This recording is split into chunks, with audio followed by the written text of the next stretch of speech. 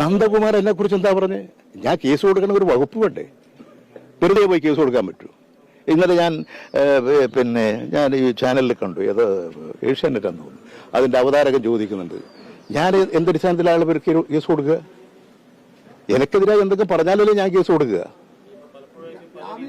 ഏത് രീതി? അയാൾ അത് ഇതെല്ലാം ഞാൻ പറഞ്ഞത് അതെല്ലാം കഴിഞ്ഞുപോയ ഓരോ കാലഘട്ടത്തിൽ പ്രശ്നമല്ലേ?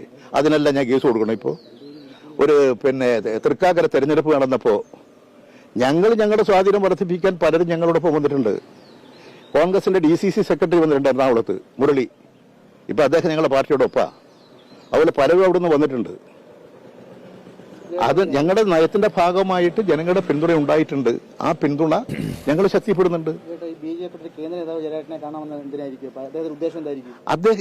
അദ്ദേഹത്തോട് ഞാൻ തന്നെ ചോദിച്ചു, എന്താ? അപ്പോൾ അദ്ദേഹം പറഞ്ഞു, ഞാൻ ഇതുവഴി പോകുന്ന അവസരത്തിൽ നിങ്ങളിവിടെ റോഡിൽ ഈ നാഷണൽ ഹൈവേന്റെ അടുത്ത് തന്നെ അത് അവിടുന്ന് കയറിയുണ്ട്, അവിടെയാണ് ഫ്ലാറ്റ് മകൻ താമസിക്കുന്നത്. അതുകൊണ്ട് ഇവിടെ നിങ്ങളുടെ അപ്പോൾ ഒന്ന് കണ്ട് പരിചയപ്പെടാം. അതിനു മുമ്പ് ഞാൻ അദ്ദേഹത്തെ കണ്ടിട്ടില്ല, പരിചയപ്പെട്ടില്ല. അതുകൊണ്ട് കണ്ട് പരിചയപ്പെടാം, അതിനു വേണ്ടിയാണ് വന്നത്. ഇത്രയും കാര്യമാണ് അതെ എന്നോട് സംസാരിച്ചത്. ഞാൻ അദ്ദേഹത്തോട് പറഞ്ഞു, എനിക്ക് ഒരു മീറ്റിംഗ് ഉണ്ട്, അതുകൊണ്ട് ഞാൻ ഇറങ്ങുകയാണ്. കാരണം അതുകൊണ്ട് ഞാൻ ഇറങ്ങുകയാണ്, നിങ്ങളിവിടെ ഇരിക്കൂ. ഞാൻ മകനോട് നിങ്ങളൊരു ചായ കൊടുക്കും അദ്ദേഹത്തിന്. പക്ഷെ പറയൊന്നും വേണ്ട, ഞങ്ങൾ ഇറങ്ങുകയാണ്. ഞാൻ ഇറങ്ങുമ്പോൾ തന്നെ അദ്ദേഹം ഇറങ്ങി.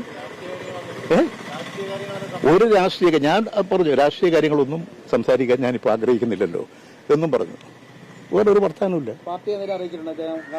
ഞാൻ എന്നെ കാണാൻ വരുന്നവരെല്ലാം പാർട്ടിനെ ആരെല്ലാം വരുന്നുണ്ട്. ഇതെല്ലാം പാർട്ടിനെ ഇന്ന് ആളുകൾ കാണാമെന്നൊന്ന് പറയാൻ പറ്റുമോ? ഇത് അദ്ദേഹം ഒരു BJPയുടെ ഒരു ദേശീയ നേതാവാണ്. അദ്ദേഹം എന്നെ കാണണം, പരിചയപ്പെടണമെന്ന് ആഗ്രഹിച്ചു. ഞാൻ അദ്ദേഹം പോകുന്ന വഴിയിലെ റോഡിലെ ഒരു ഫ്ലാറ്റിൽ, എൻ്റെ മകന്റെ ഫ്ലാറ്റിലിട്ടെന്ന് പറഞ്ഞു. അവിടെ വന്നു. അദ്ദേഹം പറഞ്ഞാലൊക്കെ ഞാനങ്ങ് ഓടും. എന്താ ഈ ഇന്ത്യൻ പ്രധാനമന്ത്രി പറഞ്ഞാൽ ഞാൻ അനങ്ങുന്ന ധരിച്ചേ? അത് സുധാകരനെ നോക്കിക്കൊള്ളു.